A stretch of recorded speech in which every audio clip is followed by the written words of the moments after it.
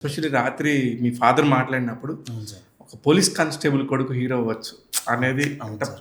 ఎంత proud moment అది. ఆ మాట అంటుంటే నాకిప్పుడు గూడా ఒక అదే ఎమోషన్ వస్తుంది సార్. నిజంగా 'ఇడియట్' సినిమాలో అని రవితేజ గనుక మాట్లాడతారు కదా! అవును. అవును సార్. రవితేజ గారు మాట్లాడే దానికన్నా దీనికి క్వైట్ ఆపోజిట్.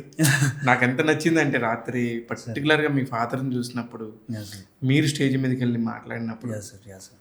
కొంచెం టైం తీసుకుంటాను.